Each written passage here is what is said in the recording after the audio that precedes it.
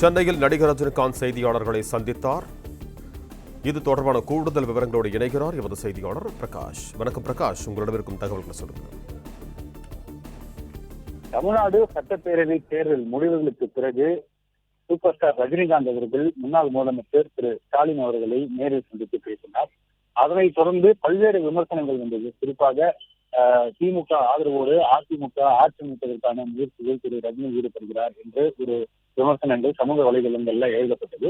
அதே போல அதிமுகவை ஒருங்கிணைக்கக்கூடிய முயற்சிகள் திரு ரஜினி ஈடுபட்டு வருவதாகவும் செய்தித்தாள்களில் செய்தி வந்தது. இதற்கு விளக்கம் அளிக்கக்கூடிய வகையில சென்னை போயசோட்டத்தில் இருக்கக்கூடிய தனது இல்லத்தில் சூப்பர் ஸ்டார் ரஜினிகாந்த் இன்றைய தினம் செய்தியாளர்களை சந்தித்தார். தன்னை பற்றி தொடர்ச்சியாக விமர்சனங்கள் வந்த வண்ணம் இருக்கின்றன.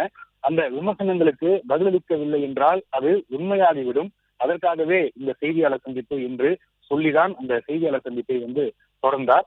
தேர்தல் முடிவுகளுக்கு பின் ஸ்டாலின் அவர்களை சந்தித்ததில் விமர்சனங்கள் வந்தது. ஸ்டாலின் அவர்களை நட்பின் அடிப்படையில் தான் சந்தித்தேன்.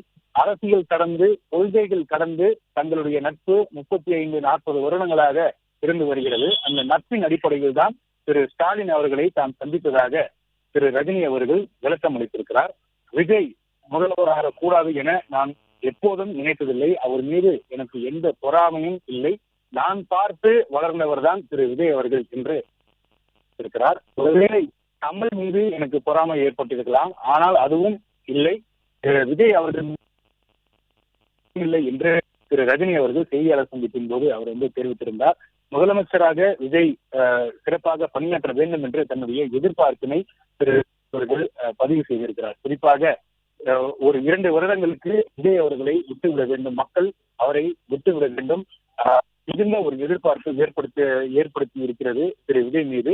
விஜயும் மக்களுடைய எதிர்பார்ப்பினை பூர்த்தி செய்வார் என்ற நம்பிக்கையும் இருக்கிறது. அதே நேரத்தில் ரசிகர்கள், தொண்டர்கள் மிகுந்த ஜாக்கிரதையோடு அவர்கள் செயல்பட வேண்டும். அவர்கள் செய்யக்கூடிய எந்த தவறாகிலும் அது நேரடியாக விஜய் அவர்களை தான் பாதிக்கும் என்று அவர்கள் உணர்ந்து செயல்பட வேண்டும். நிச்சயமாக மக்களுடைய தேவையை உணர்ந்து விஜய் செயல்படுவார் என்ற நம்பிக்கை தன்னிடம் இருப்பதாக திரு ரஜினி செய்தியாளர் சந்திக்கும் போது தெரிவித்தார். விஜய்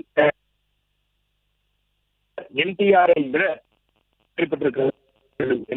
திரு ரஜினி பதிவிட்டிருக்கிறார். சம்பிரதாயத்துக்காக விஜய் சந்திப்பது எனக்கு விருப்பமில்லை. தாவேகா தொண்டர்கள் ஜாக்கிரதையாக செயல்பட வேண்டும் என்று ரஜினி தெரிவித்திருக்கிறார். நான் அரசியலுக்கு வந்திருந்தால் 100% வெற்றி அவர்கள் தெரிவித்திருந்தார். ஒரு கேள்வி அவரிடத்தில் கேட்கப்பட்டது. தமிழகத்துல நீண்ட நாட்களாக ஒரு மாற்றம் வேண்டும் என்ற ஒரு எதிர்பார்ப்பு எழுந்திருக்கிறது. 2001 ஒருவேளை கட்சி தொடங்கி இருந்தால் நீங்கள் வெற்றி பெற்றிருப்பீர்களா என்ற ஒரு கேள்வி திரு ரஜினி அவர்களிடத்துல முன்வைக்கப்பட்டது. நிச்சயமாக நான் வெற்றி பெற்றிருப்பேன். அப்போது தொடங்கியிருந்தால் நிச்சயமாக நான் வெற்றி பெற்றிருப்பேன் என்று ரஜினி அவருடைய செய்தியாளர் சந்திப்பின் போது முதலமைச்சராக பொறுப்பேற்கக்கூடிய அந்த பொறுப்பேற்பு பதவியேற்பு விழாவில் நீங்கள் ஏன் கலந்து கொள்ளவில்லை என்ற ஒரு கேள்வி திரு ரஜினி அவர்களிடத்துல முன்வைக்கப்பட்டது. நான் இந்த முதலமைச்சருடைய பதவியேற்பு விழா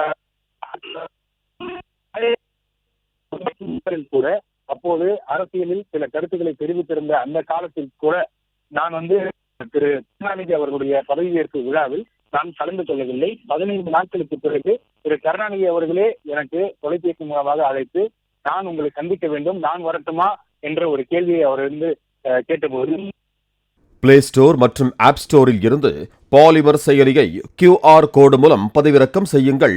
செய்திகளை உடனுக்குடன் பெறுங்கள்.